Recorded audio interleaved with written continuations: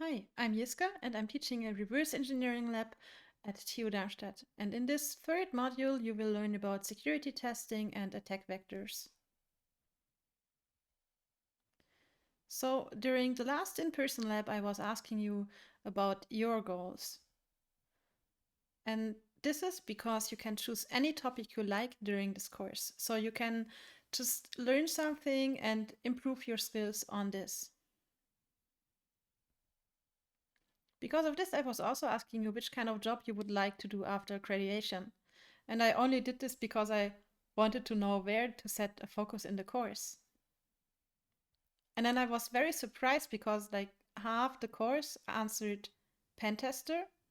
And I was really confused because like at university, you don't learn that much about pen testing.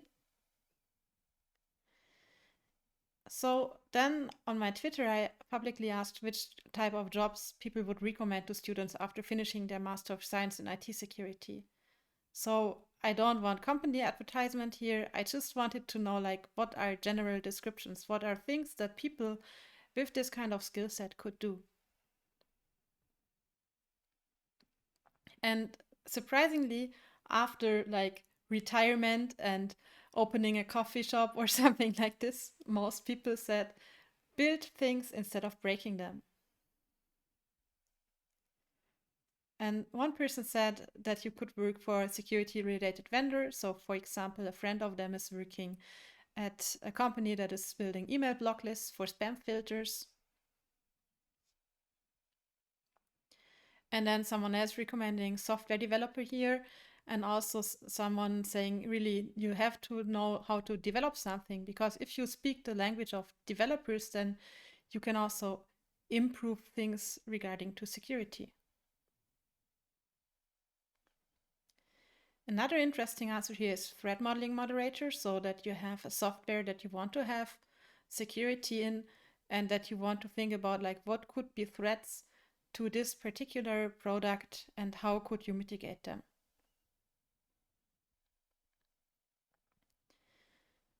And then also someone suggesting that more people should work on the blue team side. So there's blue team and red team, and blue team is those people who are creating security, whereas the red team is breaking things. And also here, someone says cybersecurity auditing of code, protocols, and so on, and also working in crypto, which I think is also more like building things. And here is someone saying that the best people in security they worked with both know how to build and how to break things.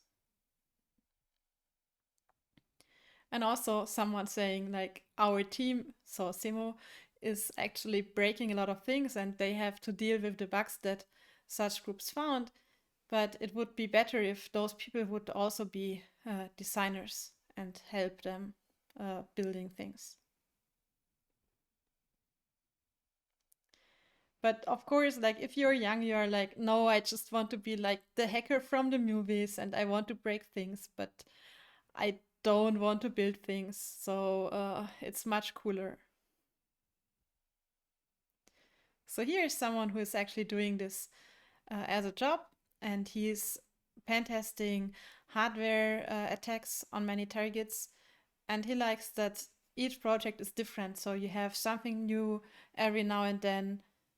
But that's much nicer, like to have this diversity in projects than building and maintaining the same software for a long time.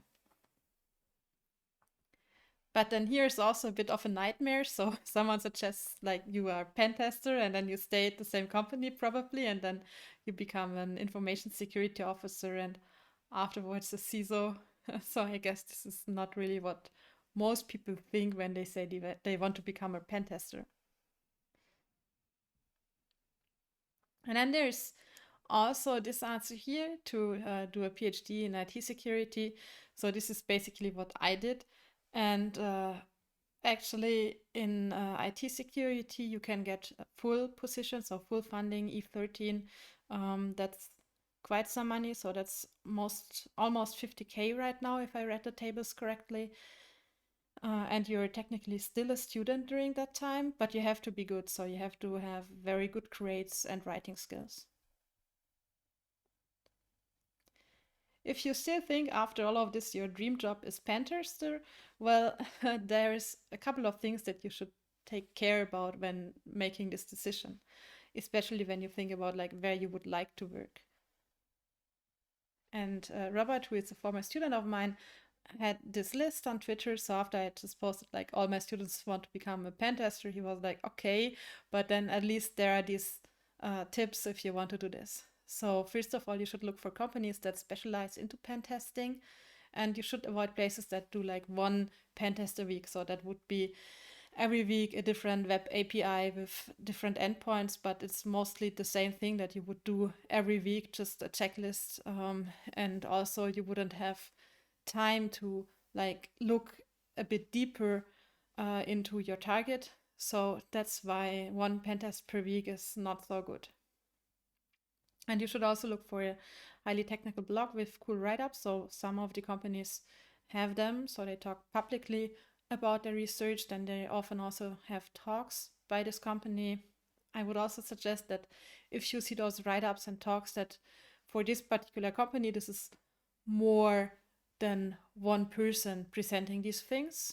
And ideally, these would also be persons that you can work with. So consider them. So if you like what they do and if you think that they are smarter, then it's also a nice place to work with them there so that they can teach you something. And there's also company benefits that you should look for, like if they pay for advanced training or conference attendance, and maybe they have a public GitHub with cool projects, so they have open source stuff. And maybe you can also get to know other people there at CTFs, and if they have CTF players, so it's just, yeah, people who learn new stuff and encourage learning new things.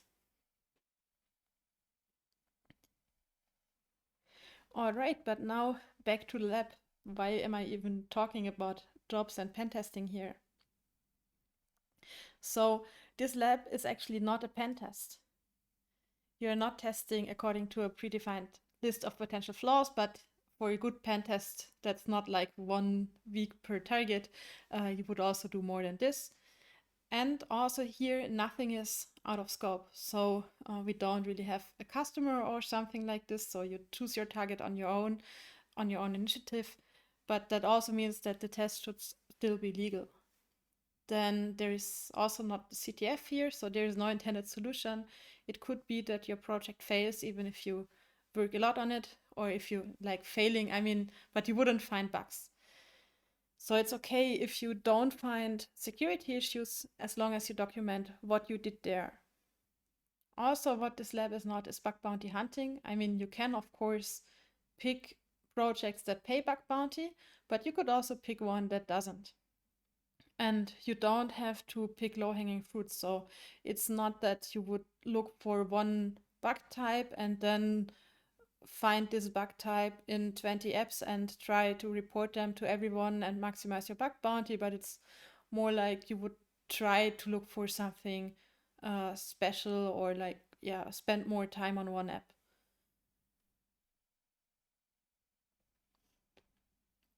So we are targeting real world apps mostly, so also a few other things than apps, but most of you chose apps. And even a small smartphone application can be overwhelmingly large.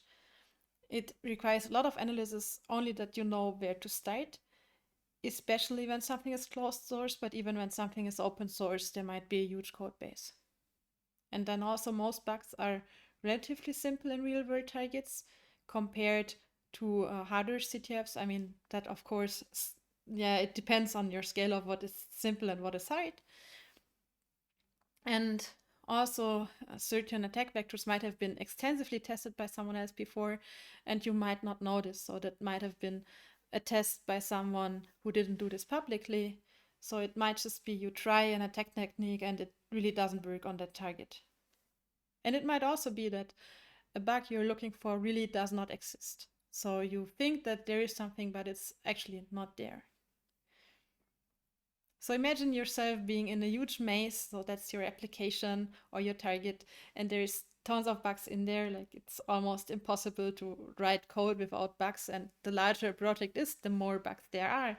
But they are not evenly distributed. There are some components which are super buggy and some that aren't. So you start somewhere and maybe you start like at this one piece of code that the developer wrote that does a lot of bugs because the developer is not so good at coding, or maybe there's a parser component that's very critical and just tends to have bugs or whatsoever. But you might also start somewhere where you thought like there is bugs, but also the developer thought so, and because of this the code is well tested and does not have bugs.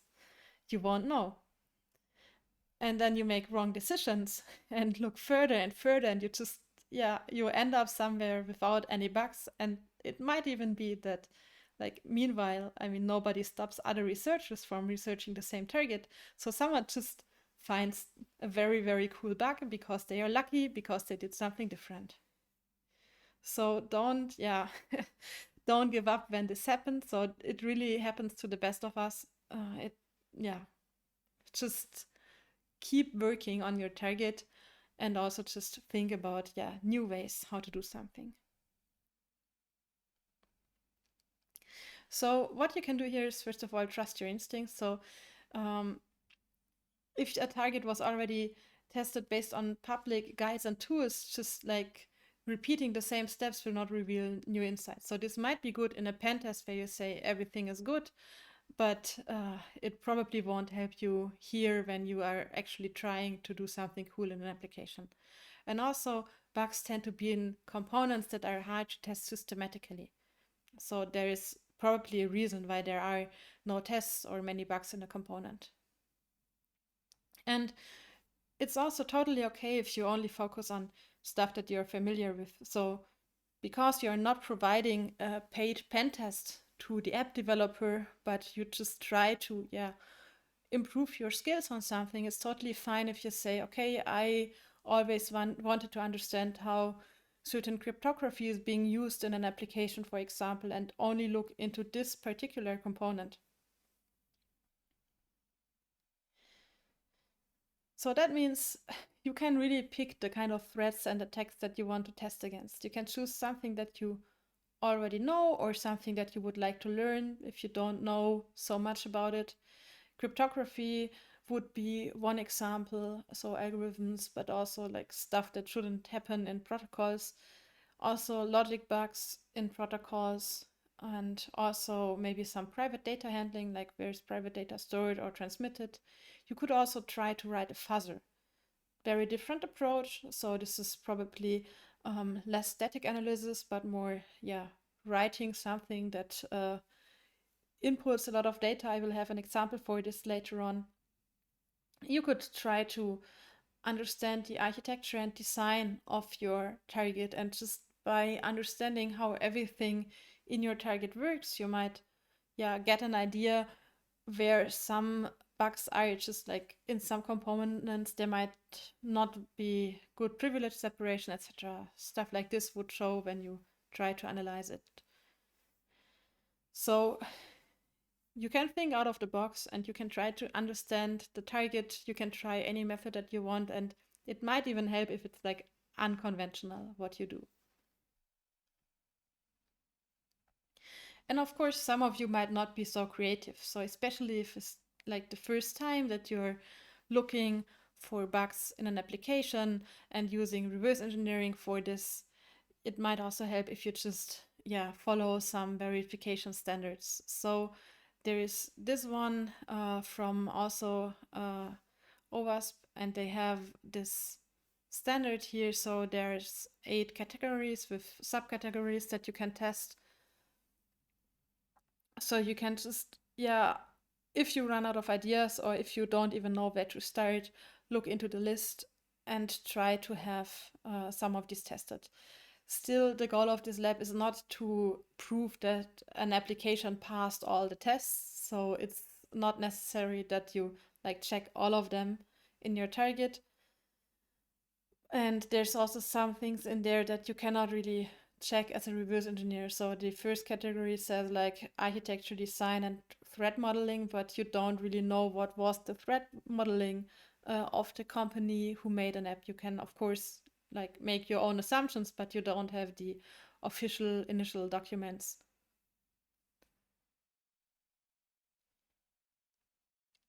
There's also the OWASP mobile security testing guide, which is even longer, so this one might help. It also has stuff on iOS and Android security testing, so this will probably help the most of you in this course. There's also, for those who have some IoT components, a hardware hacking handbook, which I actually have as a print version, so if you want to borrow this, you can also have a look at this.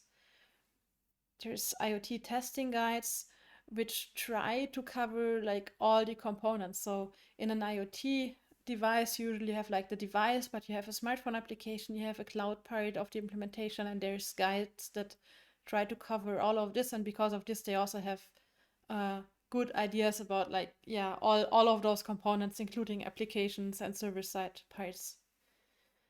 You can also look for previous write-ups specific to your target, or like papers or conference talks and so on. And most guides that you find, well, they will not be very generic, so they might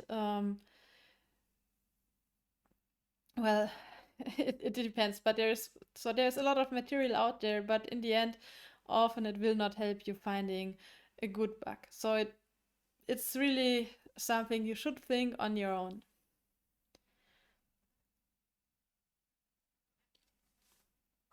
Also in this lab, you could do a lot of stuff with reverse engineering without a bug hunting focus. So you could try to understand a proprietary interface or protocol and then try to build an open source implementation of the protocol. This is not necessarily bug hunting, but of course you might find bugs even when doing this. You could also develop reverse engineering tools. I think no one in the lab so far does this. I mean, maybe you try to approach reverse engineering your target and find that there's something missing, then you could do this. And this also helps others to reverse engineer later on. You could also do malware reverse engineering, which is more for the advanced. And also something that you can look for is everything related to privacy. So this is usually not giving you a bug bounty, especially if the privacy evaluation is by the vendor. But you might be able to learn something here. And of course, you could just try to document the architecture, make a threat model. So of course, you don't have the official documents, and sometimes even the vendor would not have a proper threat model. But you can think on your own, like, what is protected, why is it protected, how is it protected? And it would even help you for bug hunting, just to understand how everything works. Now let's talk a bit about the setup. So especially with the focus on understanding how something works. So it's for reverse engineering, but also with a focus on finding bugs in software. So my first recommendation would be to crash early. Sometimes that already happens when you just try to attach to something with Frida, and then in Frida you might just program something incorrectly, and then you would get a crash.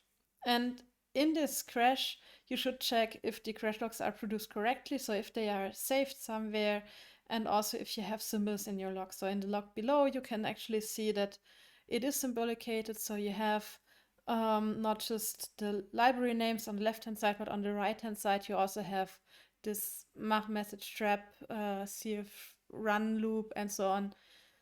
And this means that there are symbols, at least for the system libraries in there, which helps a lot. Frida will do a lot of crash handling magic. So in many cases, it will handle the crash for you. So it tries to catch exceptions in the application and crashes in the applications. And it even obtains the crash log, and it symbolicates the crash log if possible. Also with the backtracer, it would call into the core symbolication framework to get symbols. So ideally, Frida will just do all of this for you, and you don't even have to care about a lot of implementation details. Sometimes you won't have um, symbols in your target. So on iOS and macOS, you have to mount a developer image or petition. And on Xcode, that's very easy because you just have to click on devices and simulators while the iPhone is attached to Xcode. But on Linux-based systems and so on, mounting this developer petition is a bit more complex. Then Linux has separate builds for and additional packets if you want debug symbols. So quite often you could just have your distribution and like you get a crash or something, or you want to load the binary and you want to load symbols and it's just a separate symbol package, for example.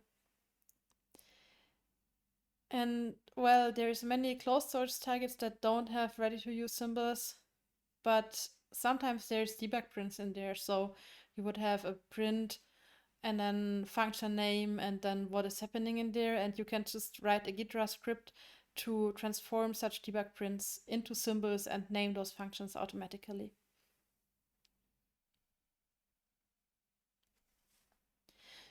So if you're looking for logs, that also depends a lot on the system configuration. On most systems, you can use dmask, like that even works on Android, but it might require root. And then there's some Apple-specific stuff. So there's this console app, which was also in the screenshot before. And there you can get logs also from connected Apple devices like the iPhone, but also from macOS itself. Then you can, of course, also use iDevice syslog, which is nice to use because it also runs on Linux. So you could connect your iPhone to Linux and get the system logs anyway. And there's debug profiles by Apple. And if you install them to a device, so you have to download it and then install it via the settings, you will also see more messages. Apple also stores crash logs in a local folder, but you can just access them on iOS directly without attaching macOS or anything and without SSH in the settings, apps, privacy, and so on. And then on Android, you have ADB logcat. Also, there's system variables that you can set for increased log verbosity, and there's thumbs if an application crashes or a daemon crashes, and there's also a last K message thing. I'm not sure. The last K message might also be Samsung only, so that really depends. The profiles and logs on Apple devices, you can just download them, so that really helps a lot. And there's different ones, so you just have to check this on the internet if there's one that applies to what you want to do or to the framework that is interesting to you.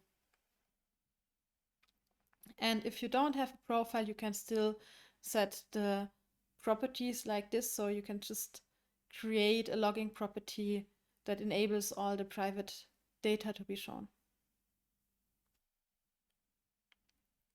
So if you would do this afterwards, so here is iDevice syslog output as an example, and the green part here without the previous configuration would just be private. So it would just show private as a string there, and now it shows actually the commands that are being sent to Com Center.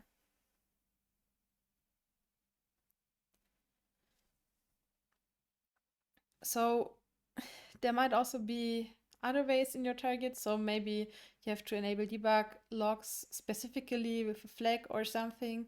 And this will really all help you a lot to understand how the target works. And also don't read the logs once. So usually it's like you start reverse engineering, you don't understand things, then you return to reading the logs after a while of reverse engineering, and suddenly you would see new stuff. And also something that I really like to do a lot during reversing is that I have a large notes.md file, just markdown because most stuff is not formatted there, and then I just copy and paste interesting stuff from logs, from reversed functions or open to-dos and questions, just all in one document, and then I can just easily search it when I'm stuck somewhere.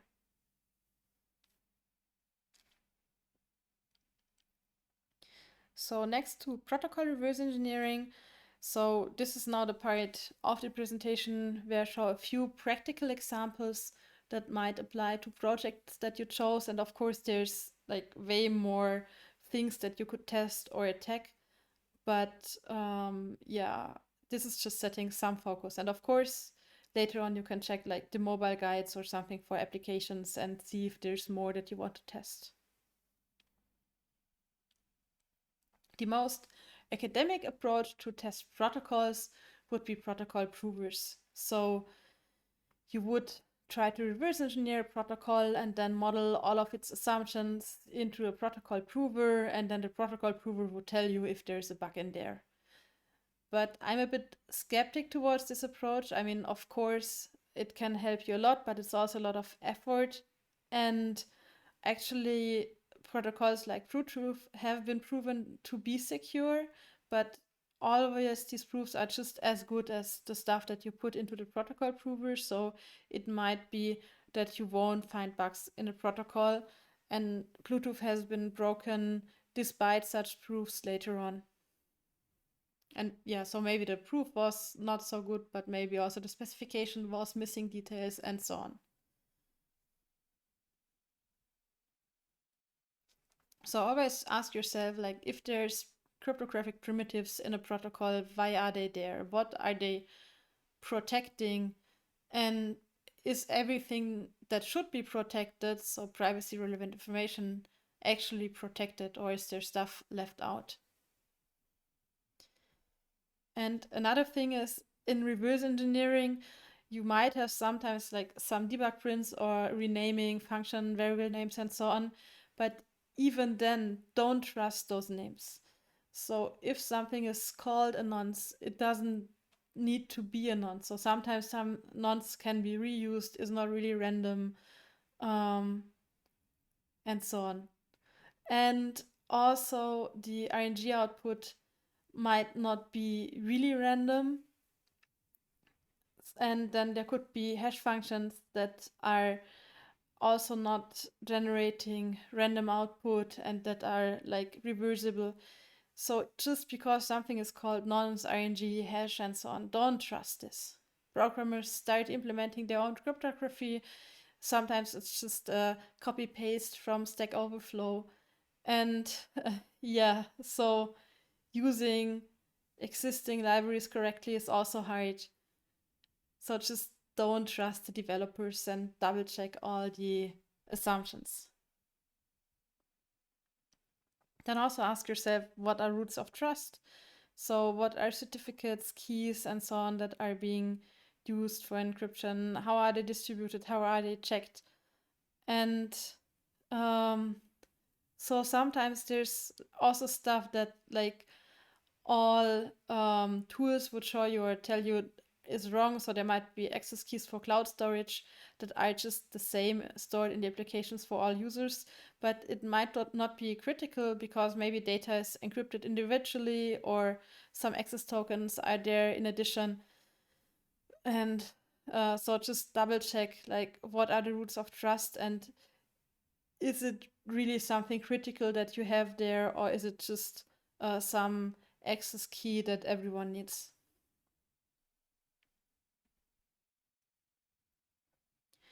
And then there might also be information that is indirectly accessible. So maybe there's some metadata, or maybe you can check if users exist, or you could, for example, if you compress data and encrypt it later on, that's of course saving a lot of data throughput, but it also leaks the size or the compressibility of something. You might have protocol timing. So just there might be things that are not so obvious, but are still leaking information that might be privacy sensitive. And there is so many more things to look at. So this is now really a bit messy here on the slides, but I don't know, protocols and also API implementations, there's so many things that could be there. So maybe you can enumerate or brute force values that are security sensitive. Maybe something is resulting in a denial of service. So even if you're like not sending a lot of requests, but if you have a counter or something that's synchronized across systems, and then maybe an operation is repeated to increase the counter and causing high load, that might be an issue. Um, or you can send out of order messages, which might do similar things. And then there's message reflection. So that's, for example, an issue on Bluetooth. If you suddenly have like two communication partners and both of them have the same MAC address but also encryption, is based on MAC addresses, and because of this, there's stuff that breaks. So you could just like reply with the same values or identifiers, even though you are someone else, and then weird things are happening to the protocol.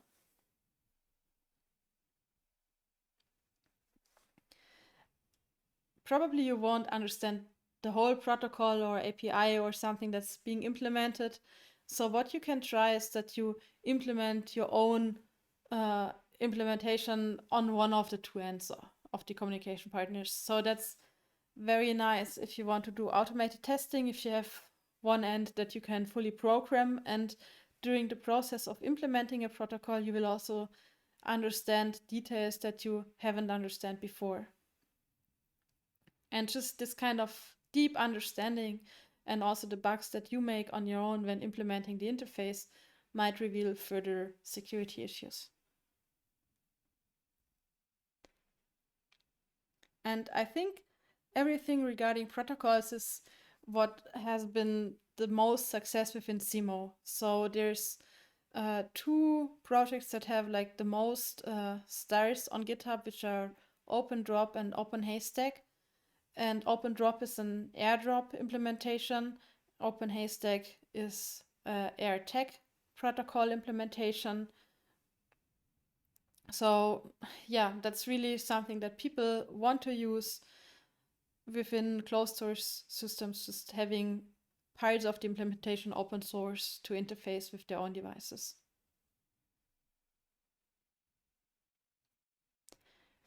Now, the next thing that I did a lot for finding bugs is fuzzing. So this is something that is very good to use against a target that you don't have the source code of. So here's one combination that you could use. So in mutation-based fuzzing with coverage, you would start with a good corpus. So in the corpus, for example, could be multiple images, and you try to find bugs in an image parser. So I would collect some GIFs, JPEGs, and so on. And then when I send them to the image parser, I get some initial coverage. And coverage means code blocks that are executed in the binary. And with Frida, you could use the Frida stalker and like look what has been executed. And then based on the two images that I have here, I could like combine those or mutate those, exchange some bits, and just see in my image parser, is it actually hitting some new basic block? And maybe it doesn't, but maybe I finally combine some new image that is finding new coverage. So I just know that this was good and add it to my corpus and so on. And yeah, try to find new mutations based on this. So in the end, I will just create a lot of images, and hopefully they will also find something that is invalid input and that leads to a crash. And another thing that you can use is generation-based fuzzing. So especially when collecting coverage is inefficient or not feasible, that's a good thing to do. Of course, you can also combine it with coverage. So for example, you know how a format description of a JPEG looks like, and then you could try to change those things or like create inputs based on the description and generate it, send it to the image parser. And if you don't get coverage feedback, you could still create a lot of images that are somehow valid. And then at some point, you might create one that causes a crash. And then you can analyze the crash, like what has been causing the crash. For example, maybe the size was invalid, like 0 pixels in one dimension or exceeding a certain size.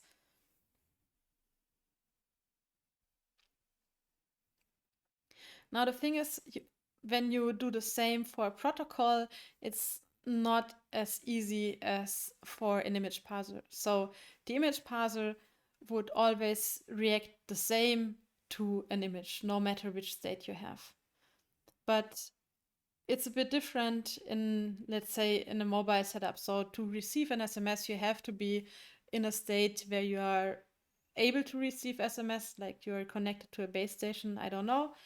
And this means you can modify packets. So here in this example, I'm sending an SMS from my number with unicorns in it. And one thing that you can do without losing state would be to modify them. So I am now sending horses and they are sent in the very same context at the very same moment. So I'm just waiting in a real world system until an SMS approaches and I'm flipping some, bytes, bits in there to change the message. Then you could also inject something instead of modifying. So instead of waiting until there is an SMS, I could just generate a lot of things that are coming. So even if I'm not having a SIM inside my phone, if it's not currently registered to receive messages, I could just send stuff artificially to the modem with reader hooks and stuff, and just see what is happening with this. I can really create arbitrary payloads, but it might screw up with the state. So maybe I'm in a state where receiving a call and then accepting it wouldn't work.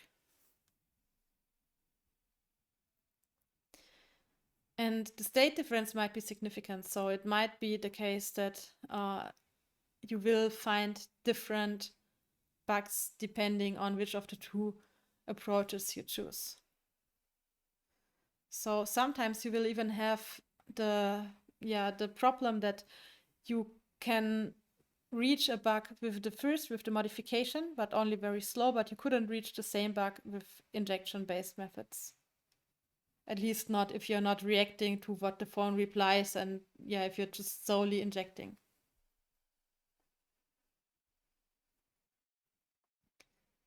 And it might also be that, for example, you have you're looking into packets, so you're sending and receiving packets, you're observing the coverage, and then if you do the same thing again and you inject the same packets, suddenly you replay it, but you have different coverage. So you replay the packets that you had in the very first scenario, but you are not reaching again the same state. And it might even be inconsistent. So you just do the same thing twice, but you get different coverage even though you did the same thing. And this shouldn't happen in an image parser, but for a protocol, this really happens a lot.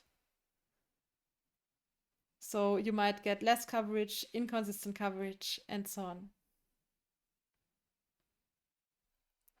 But even though there are some problems with building fuzzers and difficulties, I really think it's comparably easy, and you can just kind of do this when you run out of ideas for most of the targets.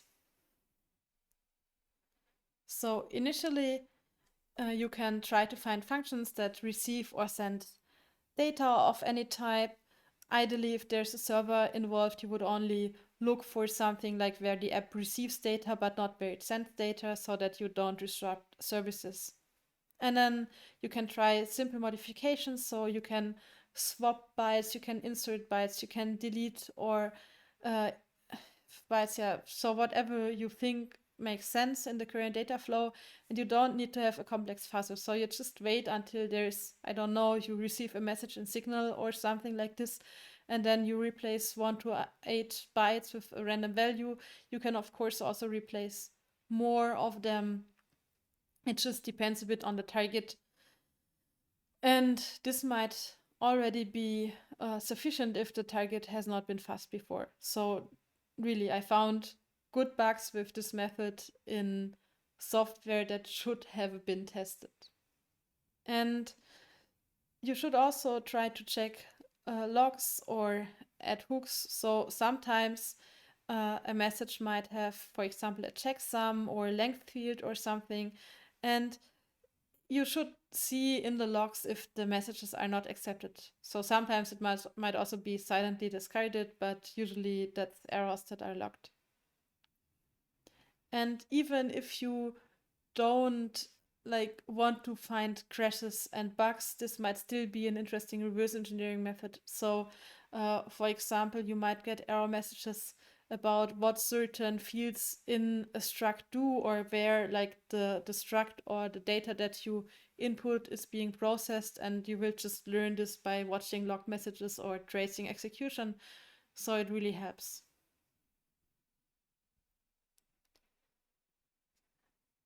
So while you do this, so while you exchange some of the bytes, you should log both unmodified and modified input so that you have an idea of where you even swapped bytes or inserted bytes and so on. And you should also change the corruption ratio. So I said like 1 to 8 bytes is good, but it really depends on your target. Sometimes you need less, sometimes you need more, sometimes you only change bytes in every fifth message, sometimes in every message. It really depends. And it also means, so this kind of having just the program as it is and exchanging a few bytes in every few messages, it's really slow. So you have to manually interact with your target when doing this. But at least it's stateful, and it's if it crashes under those conditions, you're pretty sure that your target has not been fuzzed. So usually this type of fuzzer, like even if you're new to fuzzing, is like probably 1 or 2 days of work if you know already in which function this is going to be, etc. And then as a next step, of course, you want to speed up your fuzzing. So you are collecting a corpus. So you're collecting all the messages that go through an interface if it's a protocol, or all the pictures that go through a parser. And then you could make small mutations to them, inject lots of them into your target, which means you have a less complex state, but you have many, many, many more messages going into your target. And their performance matters again. So if you are trying to run an external script and create stuff externally and then transfer this with JSON to your target, so this is the target process on the iPhone, this has a lot of serialization in between. And this really, really, really costs you a lot of time. So you will also feel how the iPhone gets hot, but you can just, like, it really will get very warm. But you can also just see that you don't get so many messages through. Like with this, maybe 400, maybe 500 messages per second. I mean, that's already a lot compared to just, interaction based byte exchanges. But yeah. Um, so, of course, you can use different bindings and stuff. But yeah, this approach, I wouldn't recommend this. So another thing that you can do is, if you want to have at least fast injections, but then you have to write your whole program in JavaScript, or for example also in C, that would also work, is to inject everything locally while running on the iPhone, so you don't have this serialization, deserialization bound part between two devices. And this really makes a very, very huge speed difference. So in a benchmark that I made with SMS payload, of course, it really depends on the payload size that you have. But when calling external scripts with Python on another device, it was like 500 fuzz cases per second. And with JavaScript in a loop and everything, it's more like 22,000 fuzz cases per second in a target. So it really makes a difference.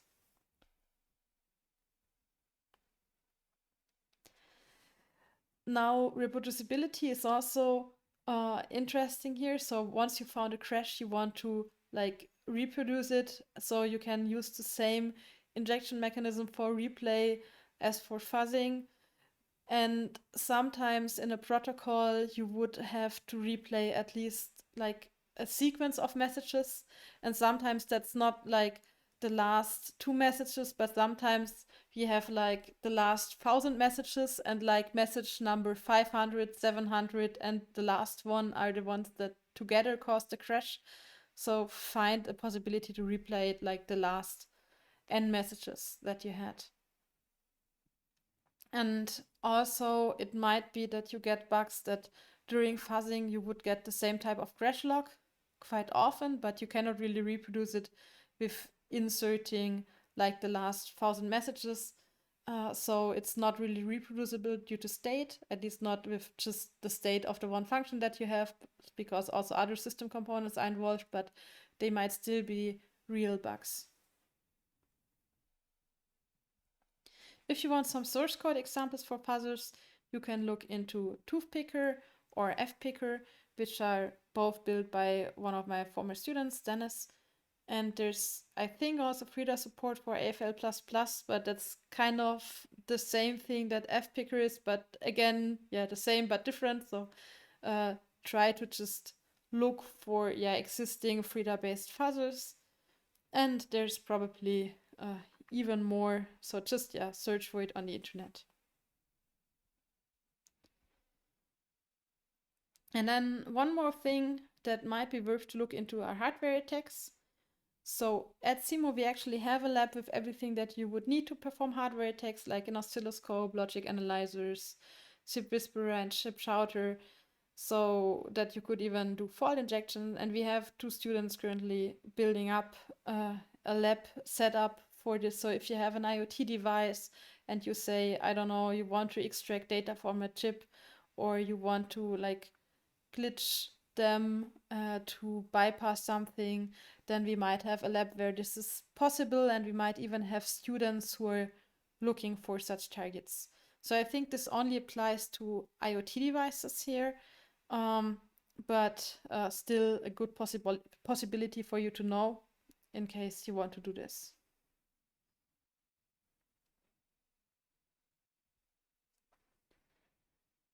So the next thing or the next task for you is a presentation about either the target architecture and the tech vectors that you want to look into, or maybe also interfaces if you're more about reverse engineering than finding bugs. This will be end of May, I think 31st of May. So prepare a presentation for your target, try to reconstruct the architectures and which components your target has, and maybe you find some security by design principles, maybe you find third-party components that it interacts with, maybe you find also how sensitive or private information is handled, stored, protected. Or if you're reverse engineering an interface, maybe you found interfaces that are worth to analyze. And if you want to re-implement it, then also think about like which part would you re-implement. So for example, if you have an IoT device, you could re-implement the application, you could re-implement the IoT device. So both ends, or you could also re-implement the server.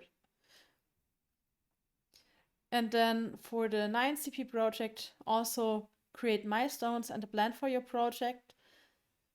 And that should have a weekly granularity for the remaining semester. And then during this semester, keep an eye on the milestones and if you were able to meet them.